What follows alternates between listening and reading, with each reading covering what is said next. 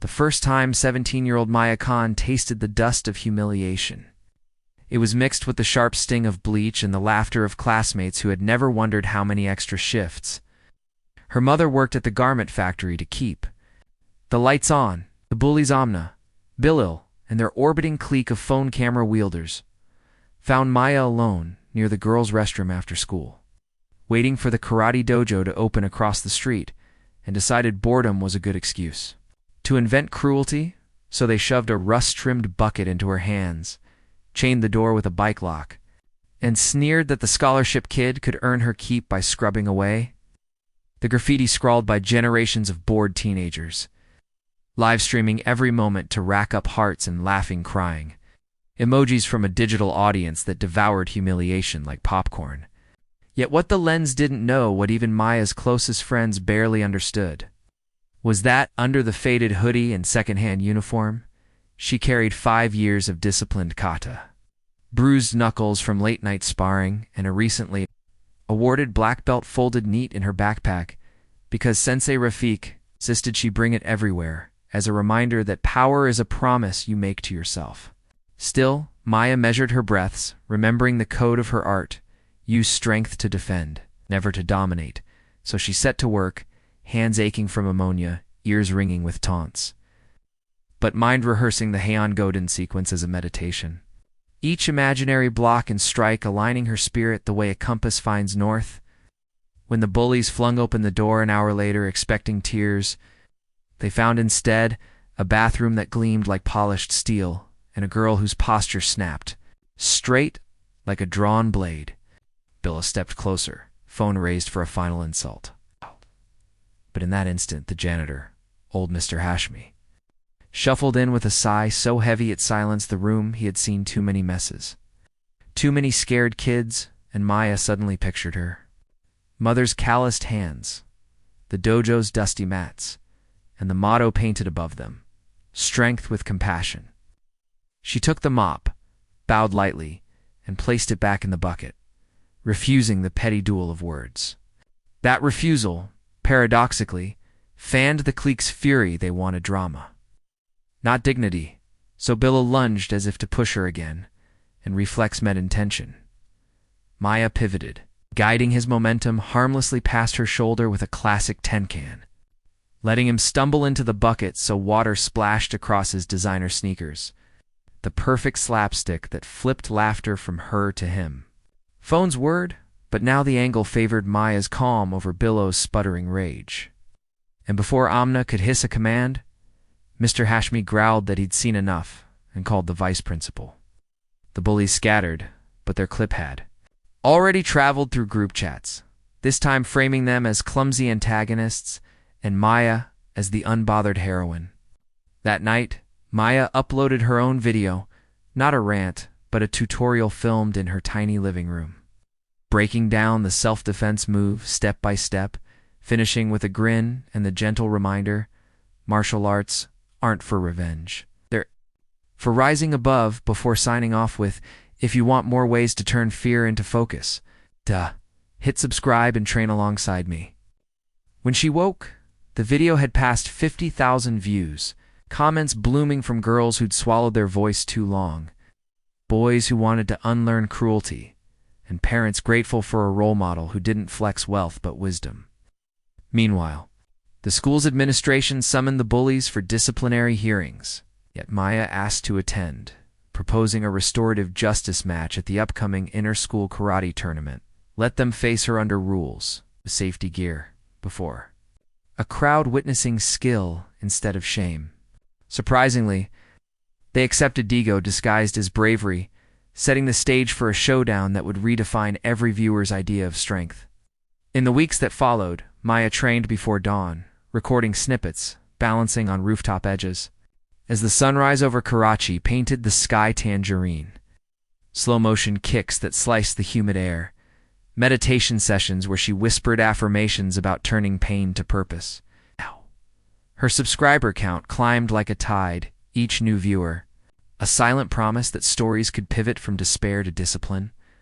And though anxiety coiled in her gut because even black belts feel fear, she remembered Sensei's mantra: courage isn't the absence of butterflies. It's the command you give them to fly in formation. By tournament day, the school.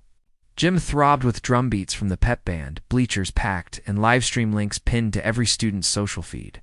Maya bowed onto the mat in crisp white GI, the black belt glistening. While across from her, Billow bounced on nervous feet, a borrowed yellow belt knotted too tight, Amna and the others cheering from behind the boundary tape.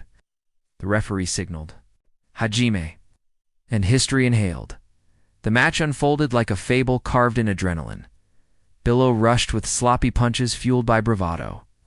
But Maya flowed around him, using Tai Sabaki Bodhi evasion, her feet sketching silent calligraphy on the mat. Each dodge earned cheers, each measured counterstrike a tap that scored points without cruelty. Her control so precise the crowd felt the humility under the power, and when the buzzer ended round one, Billow's chest heaved, his confidence cracked like cheap glass. Off camera, Amna cursed, shoving a sports drink into his hands. Yet the lens caught her own uncertainty. What if the story they thought they owned was rewriting them? And that clip later became the meme, when the villain reads the plot twist. Round two began, and Billow, desperate, threw a sweep that missed. Momentum toppled him, and instinctively, Maya could have scored a decisive blow. But she paused, extended a glove, and helped him up. In that second, viewers across phones and tablets felt the jolt of compassion stronger than any kick. Billow's shoulders sagged, something uncoiling in his eyes. Shame, recognition. Perhaps relief because no one had ever shown him mercy in defeat. The referee restarted, but the fight was already over in spirit. Maya landed the final point. With a controlled back fist, referee raised her arm. Crowd erupted. The livestream comments scrolled faster than heartbeats. Dignity wins. Cameras flashed, yet Maya bowed deeper to Billow than she did to the judges. Then turned to the bleachers. "We all fall," she said into the microphone. The officials handed her for the medal ceremony. But we rise stronger when someone offers a hand instead of a fist. If you're watching at home and you've ever been mocked, remember you can train your body and your heart to fight back the right way. Join our dojo online, hit that subscribe button, and let's build a legion that kicks fear out of every hallway. The principal announced an anti-bullying initiative inspired by her channel, pledging funds for self-defense workshops.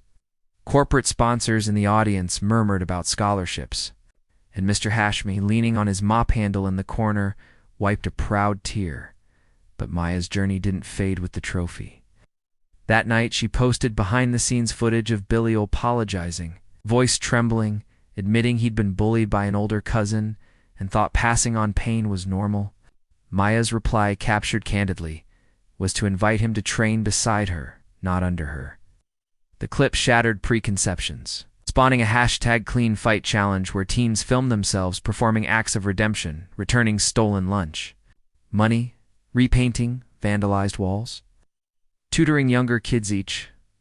Video ending with Maya's signature bow and a whispered "subscribe for strength." Within a month, her channel crossed 500,000 followers.